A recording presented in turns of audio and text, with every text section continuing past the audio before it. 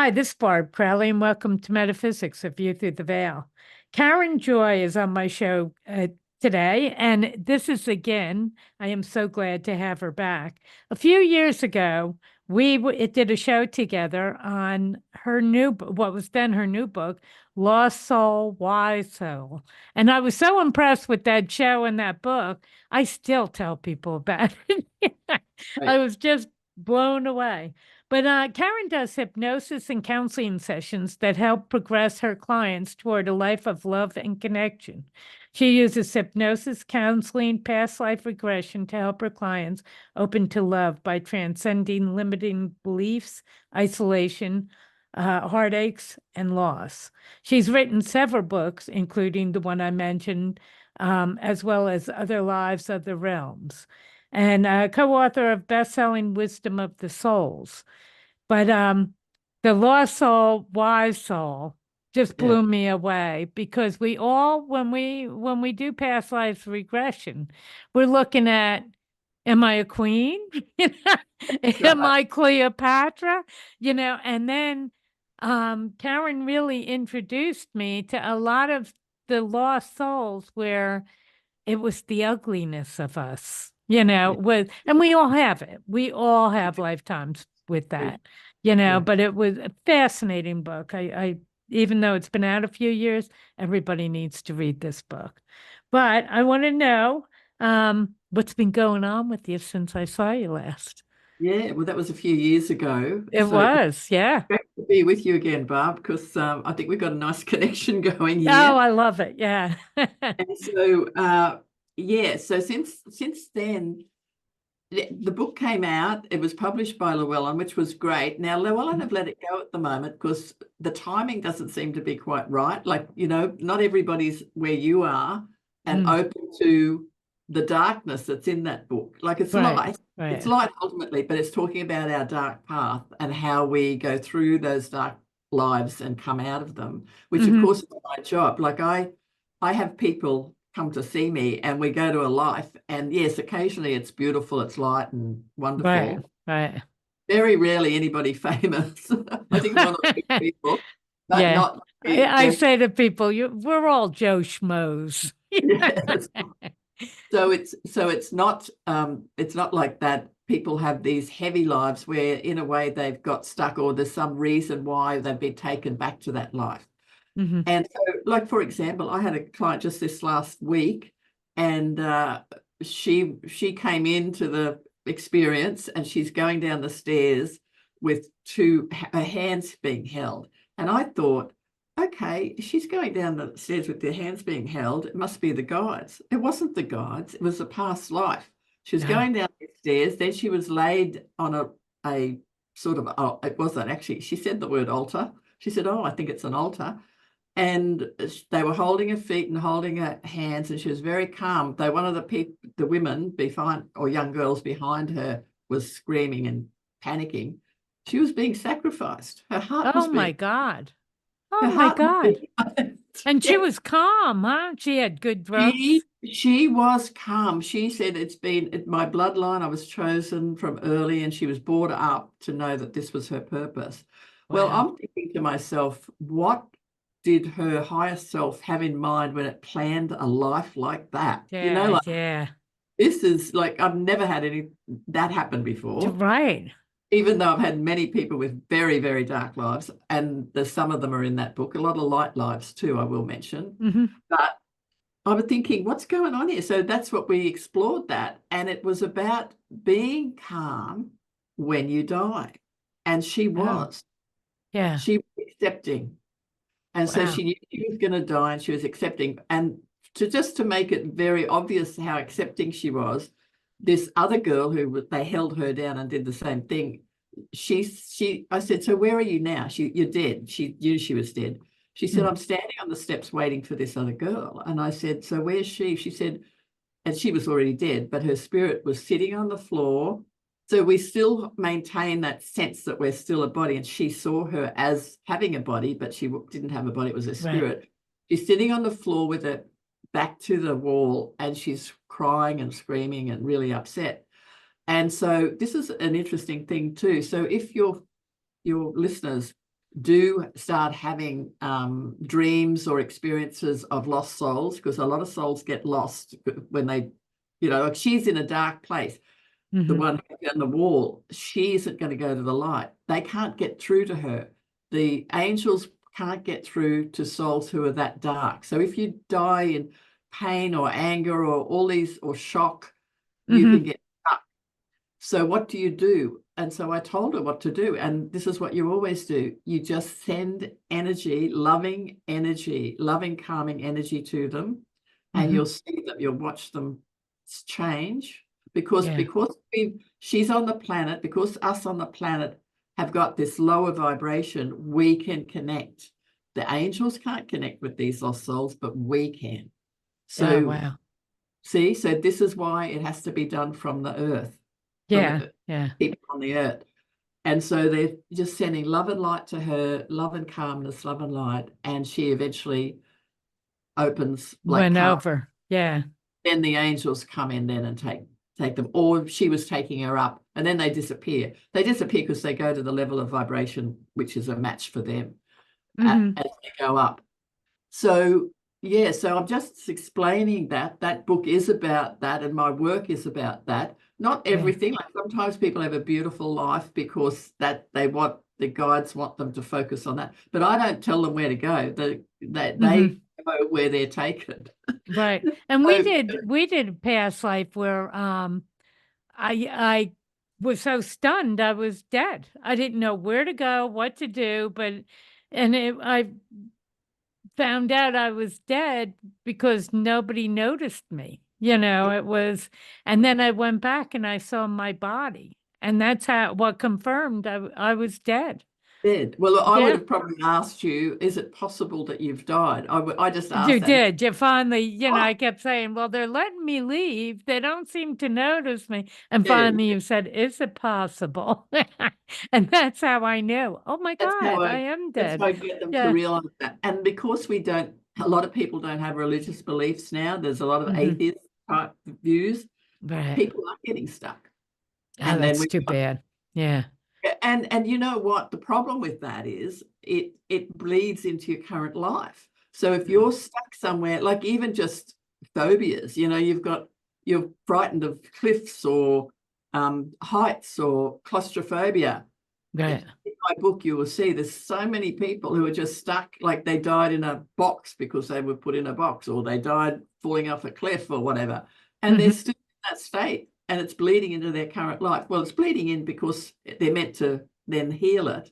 Right. Well, they kept the fear, you mean, of what was happening. Well, that's right, because they were in a state of fear or shock or whatever when they died. And so some of that energy is bleeding into their current life. And people don't realize how many phobias and they should be doing this sort of work in mental, like psychiatrists and stuff. Well, I was a psychologist. I was a psychologist. People kept going into past lives. So that was how I came to do this work, focus on this particular Now, work. you go into that story because, in our first meeting, you went into your background, but in this meeting, we didn't. So you probably should go into your background and how you ended up doing this work. Yeah. Well, I was a psychologist for many years, 30 years, I think. And I did let it go eventually, and then they reinstated me because of COVID. I thought that was funny. Oh, they did, yeah. But anyway, I wasn't doing the COVID work. I'm still doing this work. But yes, what happened was I decided to train after these. I had so many clients just going into past lives. Like I would say to them, like, go to the origin of this fear of whatever they had. And the next thing they'd be in Egypt with rocks falling on them. I remember one woman very early did that, or they're in a village and marauders were coming, and just so many things that were bothering them in their current life were related to past lives. So then I decided to train, which I did with the Michael Newton Institute. I decided to train with them. And so that was great doing that. Then I wrote some books for them with a couple of other people. We were at the research committee. We wrote books about our cases, and the one that you said, the power. Oh, what is it called? That's so funny. The rescue? Wisdom of Souls. Oh, That okay. Yeah. that has become a bestseller, so that's selling a Hmm. lot. And it was cases of people all over, cases of people like me all over the world. And so yeah, so then I was doing this work because I decided to let go of my psychology practice Hmm. and focus on this. So that's how it And it, happened. it just started coming. These people came to you and your vibration opened up to Well, that. I think it was what I asked them. I was a great believer because of my own background. Like I had a very difficult childhood, Mhm. and I'd blocked out a whole lot of stuff, which was very helpful to me because when it came back, it realized that you can block stuff out, where you can block out lifetimes too. Yeah. So, so I realized during that period when I couldn't work for 5 months, I had a total breakdown, and during that period, I worked out how to heal myself, which was to go into the pain, not to pull away from it. Instead of avoiding it, it Hmm. was going into it and allowing, and it was hard because I was pretty frozen, I was pretty Right. Right. disassociated. But eventually I got in. So that was my technique that I was using, this technique with my clients. I was getting great results. Like I had Hmm. a column in the local newspaper about psychological issues, and it's getting quite well known for my psychology because it was working so well. And Right. so it was working so well that then when I became spiritual. I had a friend, American friend actually, who was a scientist, and he sort of opened up my eyes to the science that didn't fit with the scientific community, like Yeah. research. And so I realized there was more than the physical. And after realizing there's more than the physical, I would just take people into their whatever it was that they were struggling with. Hmm. Like one woman came in, that was the one of the Egyptian one. She came in. I said, "So how do you really feel? Just tell me how you're feeling." And she'd close her eyes a bit and go inside. And she said, "I just feel burdened, so Hmm. heavy." And then next minute she's in Egypt with all these rocks falling on her. She'd been one of those people who had dug the grave for one of the kings, and then they killed them all. Oh, wow. Yeah, that would stay with So you. they wouldn't know where they were buried with all their gold and everything. So Hmm. all the people who had been employed to into the mountainside or whatever they were doing, they had to die too. So that's what was happening. She was one. Did they know they were going to die as they were? No, of Oh, course they they did. didn't. That's Yeah, what. Sorry, it that's comes through a okay. computer. So just can you remember to No, I'll cut that out. Yeah. Okay, yeah, so no, they didn't know. And that's the shock of death, when that's why people get stuck, like you got stuck. Hmm. You didn't realize you were dead. You Right. didn't know where, and some don't know I where to didn't know go. what to do. I was so confused. I didn't know what to do or where to go, or, I was just lost. Yeah, I It's didn't know. I amazing remember that. how many people don't realize that that's what a lot of their problems are. But I am getting people coming to me, and often they do say lost, like, how are you feeling? Lost. And Yeah. so Yeah. usually it's from the past. They're feeling lost, and we can Hmm. release. Do So you it's know, great. I Mm. had Bruce Grayson on, and he did Oh, and you near know death. do you know him, right? Yeah, well, I know of him. I haven't met Yeah, him, yeah, but yeah. yes, What University of Virginia. He did wrote the yes. book after. I love, and his colleague wrote before, who wrote about the children remembering their past lives, and then he wrote about after near-death experiences. And I said, what about the negative? Because all of them he was bringing to the table were all pretty positive, you know. And he said, well, they don't tell me. They don't come to me and they don't tell me. He said, and I said, well, what's the difference? He said, acceptance. Acceptance of your death is what frees you, what Yes, allows you to have a good experience is that's acceptance. that's exactly right. And That you have died, that you have yeah, actually died. Yeah. yeah, And like you that's were saying about the girl that was still sitting in the sacrificial area yeah, yeah. screaming and everything. She didn't realize it was over. She had died. She was That's free. exactly right. So because she's in the negative space, she's in Right. the Right. So when we die with whatever we got at that moment. That's why a peaceful death is so important. And that's why living a life where I believe the way to live our lives is to live our lives in a way that when we die, we have a peaceful death. So that means if we feel guilty about anything, like I've had that happen. I had dreams about a particular friend of mine who I had left in a sort of a way that wasn't very nice. I didn't realize it, but I found the letter that I'd written to her and I thought she must have been so confused. Well, I contacted her and we worked it out. You know, we didn't become friends again, or acquaintances, I suppose, but I'd hurt her and I realized that I'd hurt her. So I then contacted her because I want to be in a state of grace at my death. And I think I am in a state. So to update you, what happened was last year, I had a lot of things happen to me since like I've continued my journey of growth.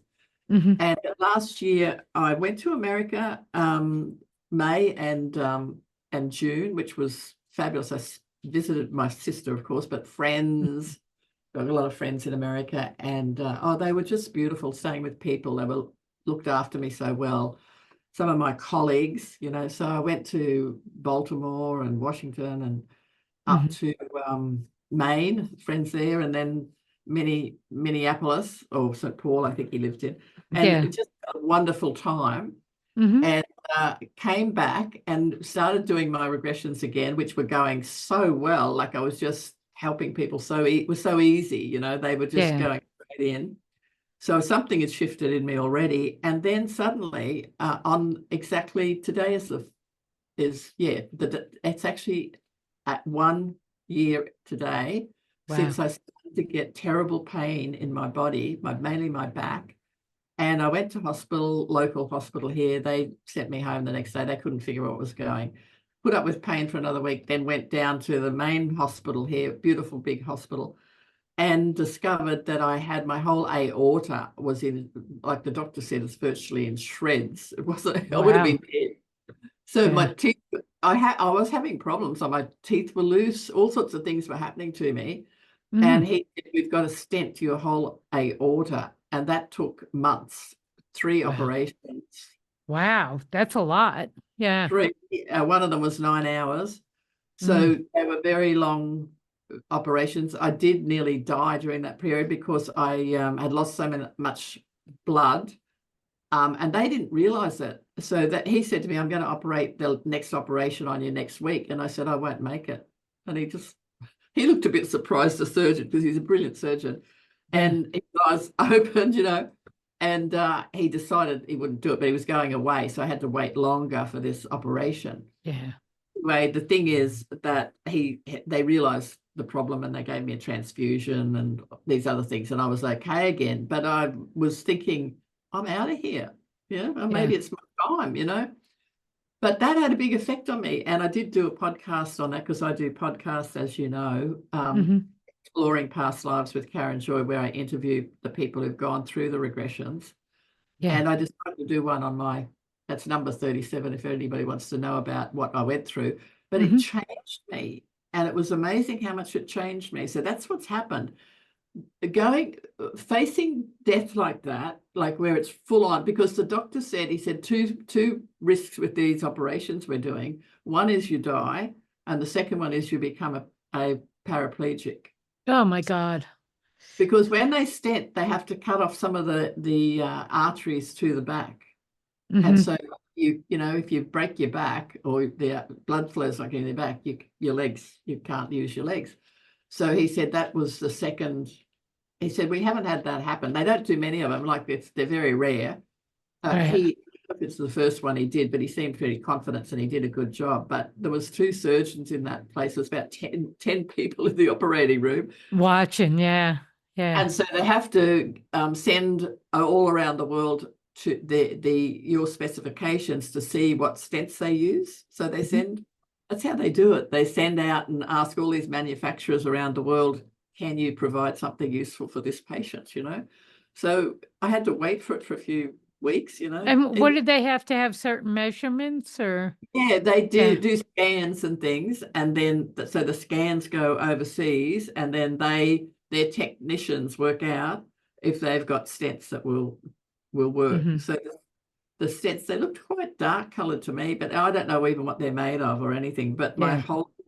whole chest, my whole torso is Wow. stented. And actually, somebody did an ultrasound on me recently, and she said, "Oh, I've never seen anybody with so many stents in their body." Really? Yeah, that's How are right. you So, feeling now, though? well, I'm better and better. I'm just getting better and better. And a doctor said to me the other day, I wanted to go to Machu Picchu next year, and he Yeah. said, "You can go." He said, "You've got great lungs." He said, "Actually, you're in really good health," because he was looking at my whole file. Yeah, yeah, yeah. So I was pretty amazed, because I'm always thinking, when am I meant to go? Because I'm in my 70s now. So, Hmm. I'm not young, but I still feel Well, you good. look great. You Thank look you. great. Yeah. I've never looked my age, luckily. Anyway, so what was So I? how did it change you, though? You said it It changed changed you. me because two things. One was that I really realized at a deeper level. You know how we have these realizations, and we realize that, like, we have a belief, and then we get deeper into it. There's a bit more of a knowing, and deeper Hmm. and deeper into acceptance. Let's say it's a continuum, and Right.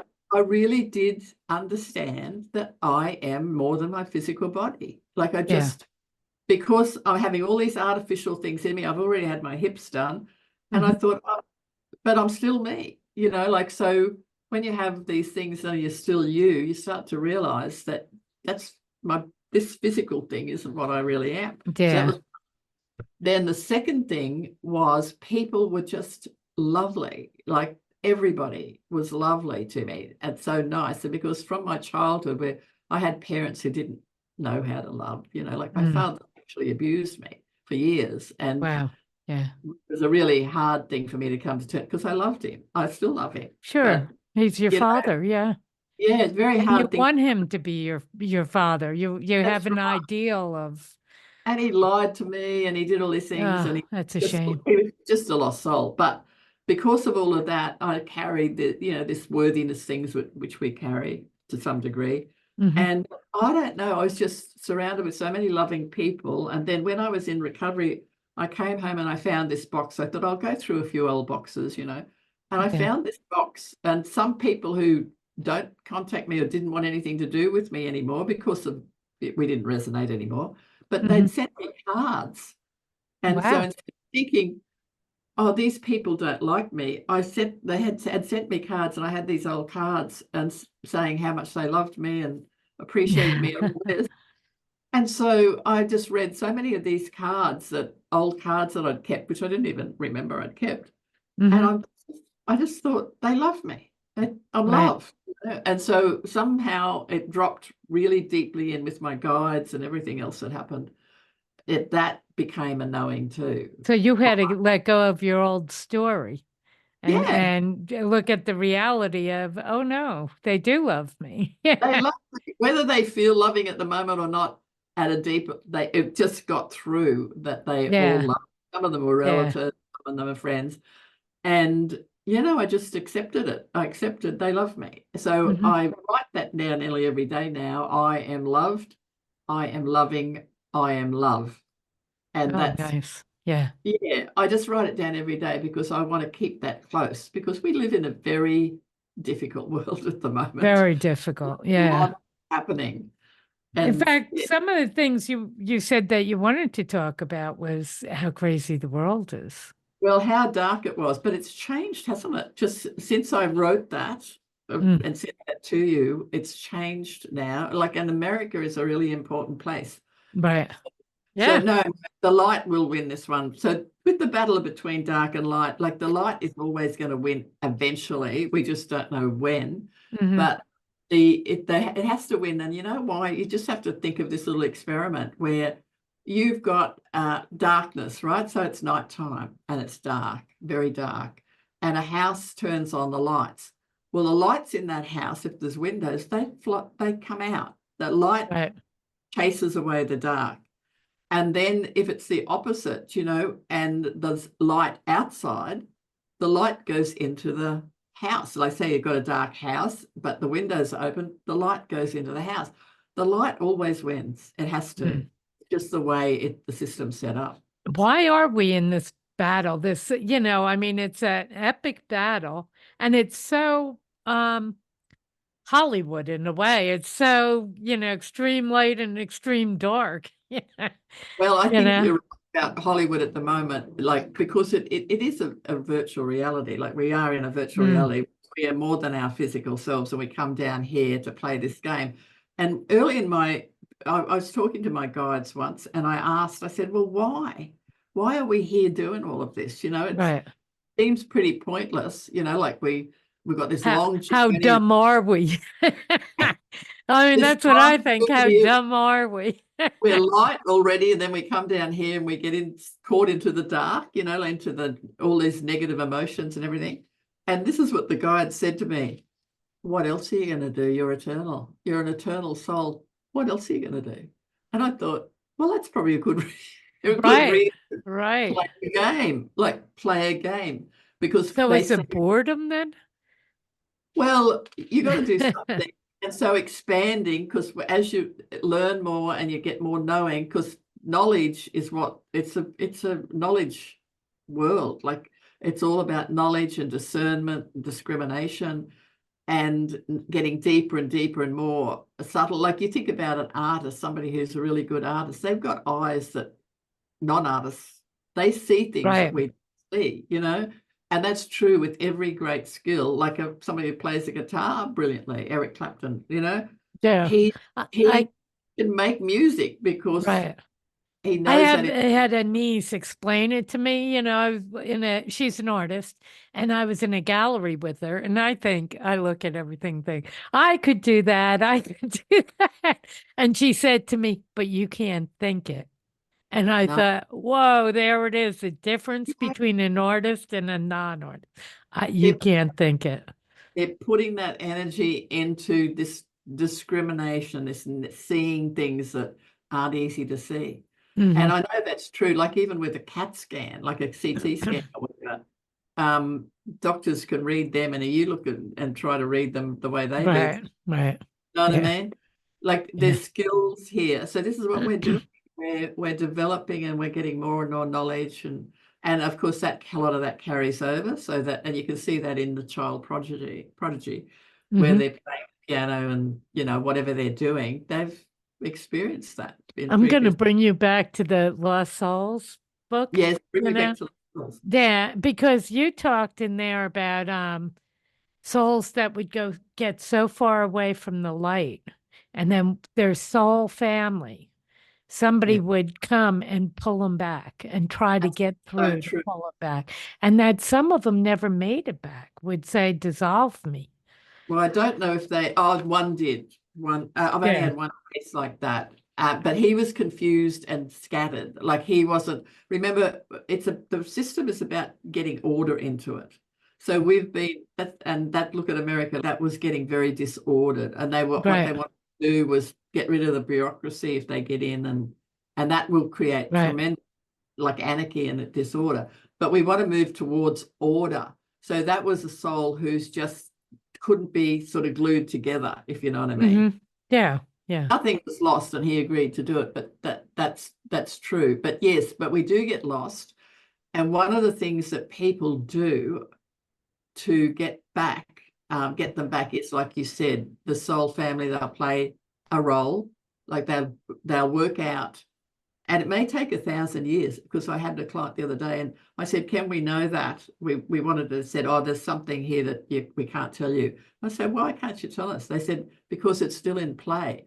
I said, but this Ah, happened 1,000 years ago. And they said, it's still in play. So it was a past life 1,000 years ago, but it still yeah. hasn't, the whole thing hasn't been worked out. So they can be long games, because we're eternal. There's Hmm. no problem.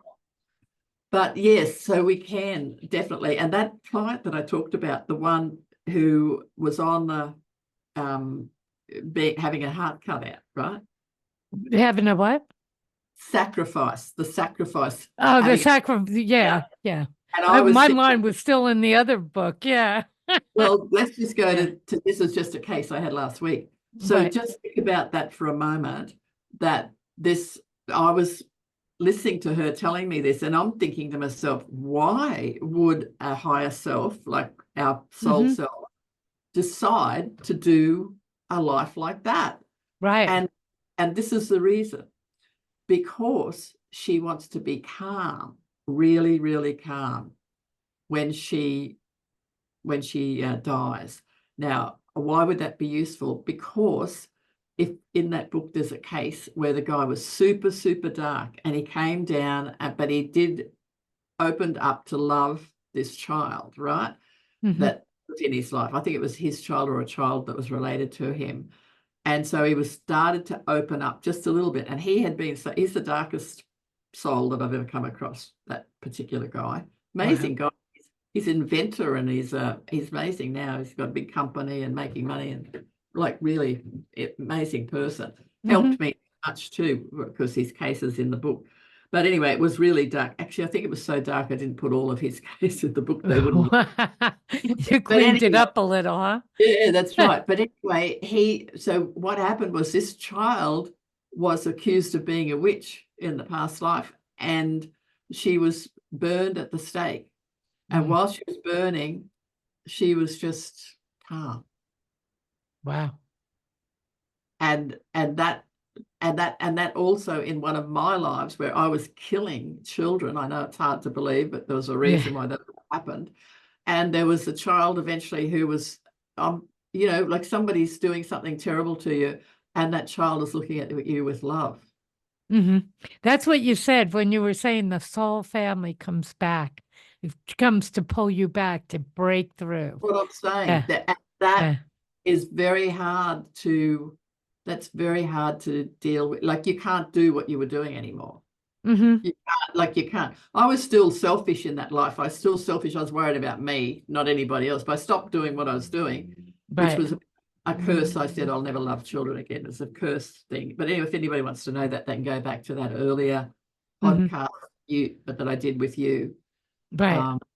That was a fabulous one. And the one that was a slave trader and selling this, the woman. That was another example of the slave he was selling in that life. It was actually a female in this life, but the slave was a soulmate, and so that was the power of that. Yes, it is a great case, isn't it? And she got through to him. She broke through, and he never forgot her eyes. That's right. Of pity is that's right. And that today, like, she had to clear that up. She was just a beautiful soul, and she helps children now. She works with children. Does she? Yeah. Wow. Yeah, I'm still in contact with her occasionally. Actually, some of those heavy cases I still am, and they're all going so well. Oh, and they were sent to me specifically for that book, I believe. And that book, it's not selling that well at the moment, because there's not many people like you who are open to it. Oh my God, it's amazing to me. It was an absolutely amazing book. And as I said, many years later, I still tell people about it. Well, I have had people write to me and say how it's changed their life, like understanding how the system works. Because it is about how the system works.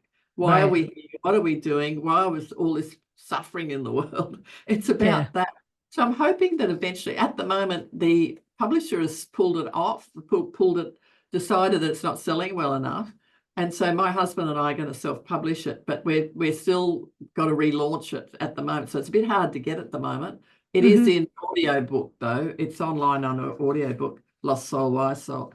But I've always had this feeling it was going to take off, and it hasn't. And every time I ask, they just say, just not the time. You got to wait till some of these people catch up. Right. But it is because, we talked a little bit about, when people are coming into past life regression, and it's all about, am I a queen? Am I, Cleopatra? All this, no, you're Joe Schmo, just like the rest of us, But here it is, because we all have had ugly lifetimes, where we were ugly people. And I've always believed you kind of have to have lifetimes like that to choose the other. It's almost like if you're good all the time, it's almost like no choice. You have to have the ugliness to know the beauty. Well, that kind of thing. exactly. And I think people understand that once they hear it. Yeah, in my first book, Other Lives, Other Realms, I've got a chapter, it's called Not Cleopatra. Yeah, yeah. I know everybody's Explain. like, yeah. And Because when I read past lives, it's always like I only read what's impacting this life, what you've chosen to bring to work on, those yeah, lifetime. I said we can sit and watch the parade, but I'll tell you now, it's dull as dirt. that's right. It's, That's right. I mean, to just watch your past lives, most of them are pretty Well, dull if it's you're not not specializing in them. they're not relevant, see. They're not, there's so Yeah, many, we have many past lives and most of them aren't relevant. The ones that are relevant are the ones that are bleeding into your current. exactly. And those are the interesting ones. And those are And the the ones ones that are impacting this well, lifetime. they make a big difference to your life, your current Yeah. life. You Yeah. release them and and also you get more wisdom. So Hmm. it's very powerful. It's wonderful work, the work I do. I always seem to have enough clients. I don't know why. But I got COVID a couple of weeks ago and Oh, geez. I looked at my diary and I thought, oh, why haven't I got any clients in that week, next week? Yeah. That's good. And then next day I got COVID. So now if you see that again, it's like, Yeah, oh that's no, right. what's happening? Yeah. That's right. It's so funny. It's funny, Yeah. but I'm really guided. I'm very lucky Hmm. to You are. Yeah. be in that state. I'm in a state of grace, I believe now, Right. and I do believe that I'm You looked think after. you're on borrowed time, or do you think you were No, meant to? no, I've been told by other psychics and people that I've still got more to do. I'm Good. here. Yeah. My grandmother lived to 100. I always thought I'd live to 100, and then I had all these operations and things. I thought, and I've got a valve a valve replacement in my heart because I had a problem, a heart operation. Like that was the aorta again. It was aneurysm. Mind Ooh, you, I didn't have the aneurysm, but it was starting to to break. form. Yeah. Yeah, and so I had that operation. Well, now I seem to be all fixed up, but I thought, oh, well, I'm not going to live that long, am I? But then I've changed my mind now because somebody said to me, one of the medical people said to me, I said, oh, I thought I'd live to 100, but maybe I'm not going to now.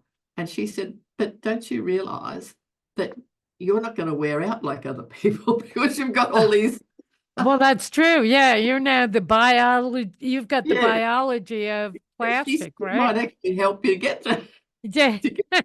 So Bionic woman, right?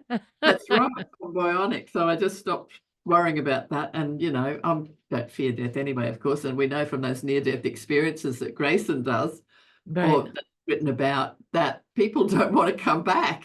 Oh, they don't. It's like, let me stay. That's, Yeah. He said some of them are furious that yeah, they're that's back. right. Yeah. Well, when they come back, a lot of them have to do integration and that, and some of my clients do too. Right. When they come after they do regressions, they have to integrate that information into their current life Hmm. because sometimes it's a bit surprising. So Right. that can also be a process for them. It's not. It's a bit like a near-death experience doing those life between lives Hmm. regression. Yeah, Yeah. You're now yeah, working on what I call mediumship rescue. yeah. Rescue Some people medium. call it. Yeah. Yeah. Yeah. Well, because I read Robert Munro's books, which is Journey of Souls, it was a big hit back in the 70s, I think. Like it Hmm. was quite a big hit of a book because I knew people at the time who'd read it. I didn't believe in any of that back then. But his mission was to help rescue souls. Like that was his vision. And the Munro Institute, that's what they do. They learn rescuing souls. And when the Twin Towers came down, I'd already started doing his program. I Hmm. did it in CD. And when the Twin Towers went down, heaps of the people who were associated with the Munro Institute, including me, went into trance and went to rescue a lot of those souls who were stuck. The woman I rescued, she was underneath a whole lot of timber and she thought she was still alive and she couldn't get up because she had this timber across her legs. Right. Well, the process that you do for that sort of thing is you visualize. So remember, we're all on the planet, so we can contact these souls who have just died. So I visualize this timber not being there. You like the planks that were across her body and the debris. I just Mhm. visualize it not being there. and then the angels, they come in straight away, like, and she starts to realize that she's, oh, and then Right. they took her up. So yes, so that I just wanted to say that too, in case anybody's listening who is who's had lost people during that terrible situation that happened, that Right. there were all these, heaps of them go, and they do it now with disasters. So people who've graduated from the Munro Institute will go into trance, go to that disaster and help people pass over. Yeah. Because, a disaster is a shocking experience. Well, So the thing is, there were people who jumped too, and they jumped from the 100th floor, 102. they never did. Let me tell you, they jumped, they never hit the ground. The Mhm. angels caught them Yeah. So they actually left their body on the way down. on the way down. Yeah. Nobody experiences that loss of the But body. that terror of jump right before Yes, jumping, yeah. how do you, it's like PTSD. How do you get past that? How that trauma, how do you not bring that into another life? How do you, in between lives, how do you get past that? Well, I believe, see, I have a belief that we plan our lives, and so that they would have, at a soul level, obviously not at a human level, know Mhm. that they had agreed to that, like the Holocaust. Those Right, right. people, They did agree to it, but they yeah. agree to it at some level because the change is needed. Like 2,000 years of the way the Jewish people were treated, it Hmm. had like the boil had to burst eventually, and so Right. that's what Hitler and all of that was about. And so they've volunteered for it, so they don't have to carry it over. But if they do, I have read a few stories about little kids who have been born since who are worried about that. Well, then if people understand like what they need to understand, they can start working with them or take them to somebody who can work with them and release it. And Hmm. it can be released very quickly. Like that child who died I think there's one case on the internet where a child died during flying during the Second World War Oh, on the yeah. Yeah. And flight. Bruce Grayson talked about that as well. Yeah. That's a pretty powerful Oh case. no, his colleague. Oh, what's his name? That Yeah, wrote before. He's the yeah. one. And Mhm. the child actually he remembered the lifetime and he actually went to where the plane was pulled up. That's right. That's Yeah. right. I mean, it's an So amazing but story. I think what happens is once that's been fully released, that past life, like Hmm. it hasn't got any big impact. Well, obviously that one might be a bit different, but they just forget about it then. It's Yeah, done, it's just finished. gone. Not Yeah. it's not part of our day-to-day life. So once that problem has been solved and they've come to terms with it and they feel safe, it's Hmm. gone. So, and Right. that's what I'm doing, like helping people go from this fear. Like, a lot of people have fear. I did too. Like, I had a lot of terrible past lives that I hadn't passed over. And I had this court case that from a friend, mind you. It was like, it was something that I shouldn't have done, helped her son. And the child ended up saying he'd been sexually abused by the father, and Mm. she took me to court about it, or I had this huge court case go on for 3 years. Oh, During that wow. time, I just had lifetime after lifetime coming to me at night, and I relived this lifetime, and then I'd pass over. Now, all of those were healed by that, and the fear and dread that I had gradually went, and then the court case went. It was the end of it. It never amounted to anything. Yeah. Like, Yeah. so releasing it is what one of the things we're meant to do. Like, one of my podcasts, there's a woman who came who was deaf, Hmm. and and I was thinking, what didn't she listen to? Well, she wasn't listening to her intuition, that's true, but in the previous life, but she had deliberately had deafness for her to ask the question, why am I deaf? And we found out. And once we released that past life, they And said, why was she deaf? Because she hadn't listened to her. well, because what had happened was, well, part of it, she's deaf because she needed to, that was going to be like a breadcrumb to take it back to heal the past life. Hmm. So she was one of these people who give in to everybody, like her father had died. She looked after her mother and father for 12 years. They'd both died. He left the house for her to live in until she died, right?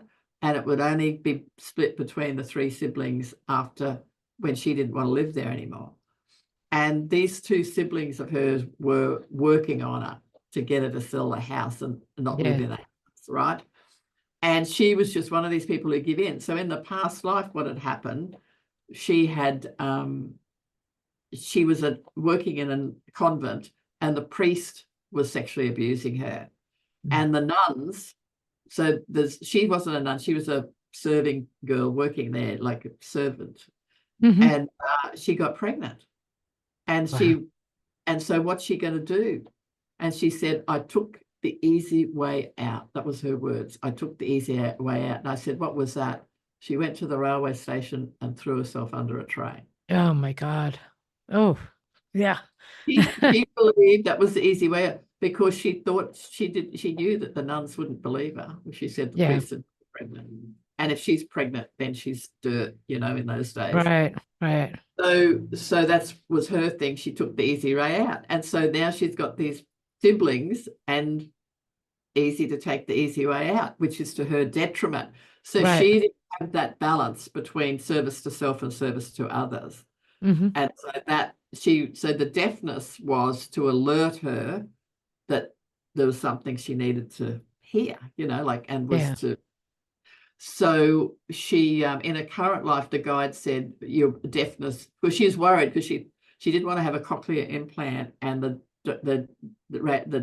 audiologist had told her that her deafness was getting worse and worse and worse, and that was the next step. That she didn't want that because it is a brain operation. I've got a friend who's had both of her ears done. Mind you, it's worked really well, but she didn't want that, and so the guide said to her, you won't get any worse now.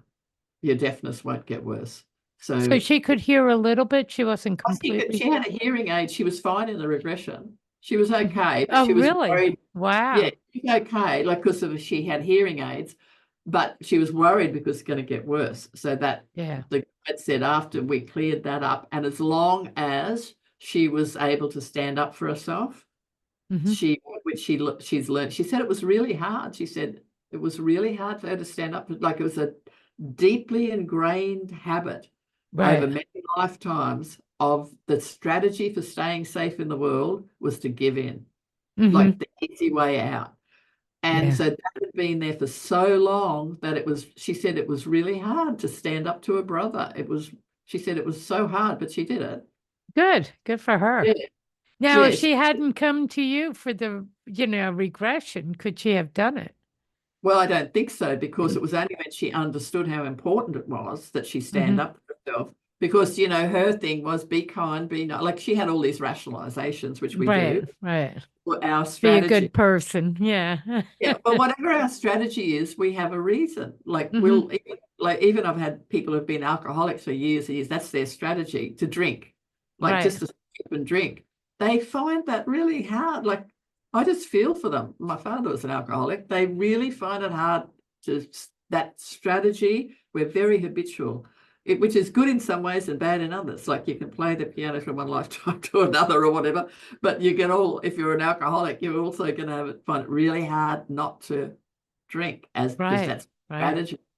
Yeah. So that's another thing, is that's what the regressions can help you with too. With what addiction. happens if somebody doesn't have a regression, or doesn't have access, and we'll say where to get hold of you, but doesn't have access to do it, or some people are afraid to do it. What do they do? Well, we do need to be brave, but I would just say read that book, Lost So Wise, or my other book, Other Lives, Other Realms, or other books. Like, read. And because I've got in both of my books, I think, certainly the second one, Lost Soul, Wise Soul, I've got exercises that you can do to help you to deal with trauma and stuff like that. But some people, like even people who are able to do those exercises, occasionally there's a lifetime that's so heavy, like so much heavy energy in it, that they do need somebody like me to be with them, help them to get through it, because those ones that came to me that are in that book, they wouldn't have been able to do that work themselves. And they're very psychic, like they're very connected now, people. They would have really struggled with that. Right. with, yeah. Not made it through. How about Yeah, the level of wouldn't have been able to anxiety? get there. They just wouldn't been able to, because my job Right. is to help them get there. Okay, so what did you want? Like they might say, oh, I'm really scared, I'm really uncomfortable, I'm feeling really bad. I said, okay, now remember, we just agreed that if we go to something that's heavy, we're going to go through it and out the other end. And you're Hmm. going to be safe all the way through it. Don't worry, you're going to be safe. And so then I'm with them. I said, I'm here right with you, like, so then they can face some of these really heavy things, which are deaths. Yeah. Yeah. What about the level of anxiety in the world? I mean, it's high. But that's so interesting because, excuse me, because after I did that regression with you, and I thought I was going pretty well. I'd never had, even though I had many clients as a psychologist who had anxiety attacks, and I was able to help them all because I told them we go in instead of running away. Right. Um, I started having anxiety attacks 2 years ago, around about. I Hmm. started having these anxiety attacks, and they just seemed to come from nowhere. I had no idea where they came from. That's what my clients used to Panic tell me, attacks. Yeah. panic attacks. And I'm thinking, and I started having some, and I'm thinking, oh, how interesting is this? Now I know Yeah. what they're like. I'd have Right. What they're anxiety, like. Yeah. I'd have dread, in situations, but I never had sitting watching TV. Or actually, I had the first one I was with two people. I'm on a committee. We've got a local cinema in town, and it's all run by volunteers. And Hmm. so I had two of these volunteers with me. We were three volunteers choosing films to show on a particular night. And I started having a panic attack in front of them. Now, the first one I got away with because my husband was making them a cup of coffee. But the second one came when he'd gone out and they were there and I couldn't speak. I'm like, Wow. and, Wow. I, and they're looking at me and I'm looking at them and I couldn't speak. Well, because I'd had so many people do it, I'm having a panic attack without panicking. I know that sounds crazy, but I'm I've just, had panic attacks and it's physical. It's like it, electric on top of your skin, even. it is, Yeah, it's, it's and terrible. I had all the pain in the chest and everything, and my heart's going and everything, and I'm just looking at them, but I'm thinking I'm having a panic attack. How weird is that? So it was more curiosity than it was like, even though the fear and the panic and the feeling that you might die next minute is Yeah. there, I Yeah. was I just did slow deep breaths. So you knew how to deal with it. You Well, recognized it. I Yeah. taught so many people how to deal with it myself, even though I Yeah. had it. And now I'm having it. So I just breathe slowly and deeply. So that's what you do with a panic attack. And with anxiety, if you can, like sometimes it is right to move away from the negativity that Hmm. you, that you're, that's the trigger.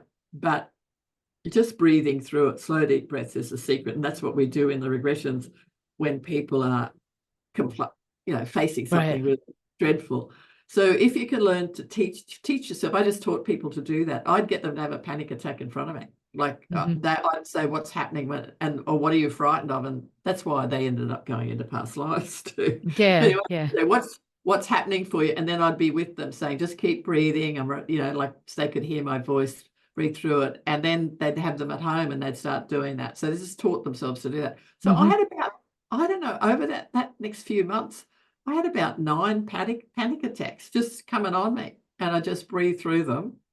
So I But don't know what what. was happening that you had them, or was it the Still physical do thing? not, still do not really know. I was Yeah. releasing something. I was releasing something that needed to be released Right. at that time, and I'd got to a level of what development or space or place or whatever where it was okay for them to come through.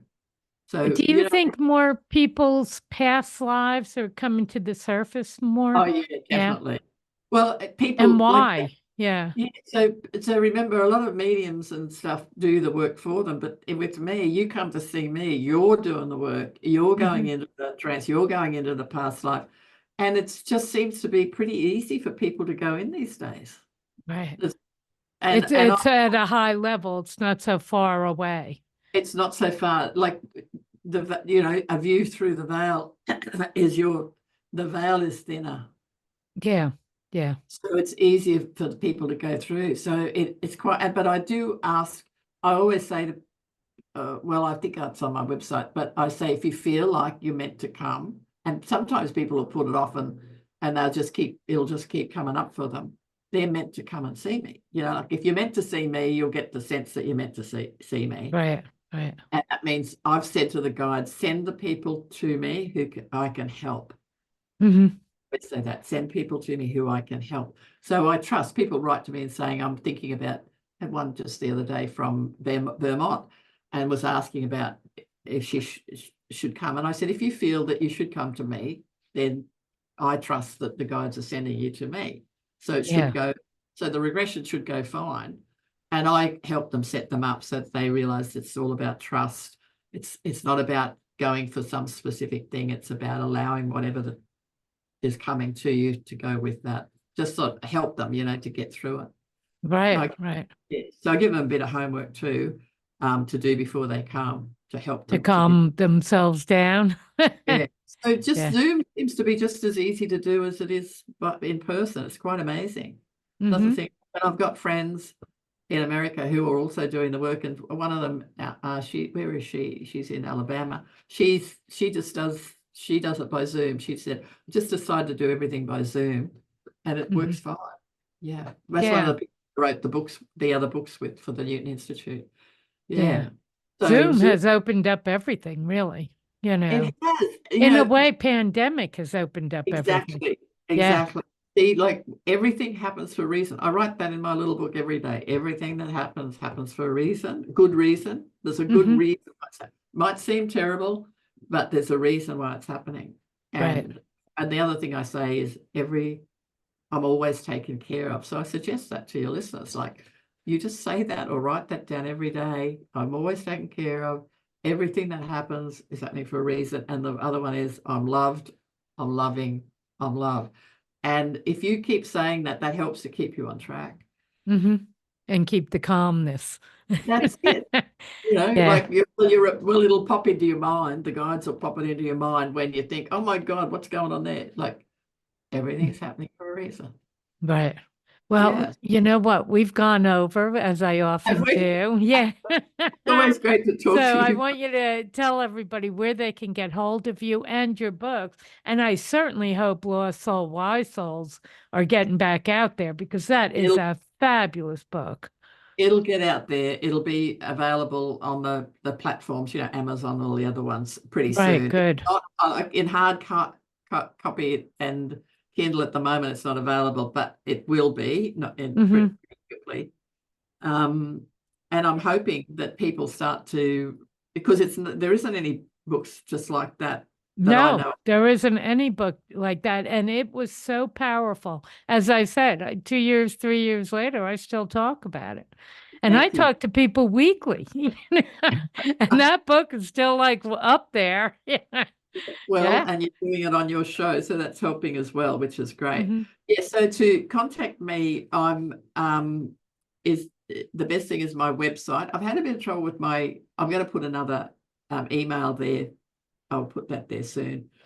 2 different emails because one of them hasn't been working. I don't know why, but maybe it's a bit too tight with its parameters for spam. So I've got to fix that. But Life Between Lives regression.com.au. And if you put, I think if you put Karen Joy and Life Between Lives in the internet, like I'll come up. Everything will pop up. Yeah. It'll come up. And the podcast, which is available, which people love that podcast. Like I've got. It's great. Most of the people in America, most of my listeners are in America, but they are all around the world, you know, like and that's called Exploring Past Lives with Karen Joy.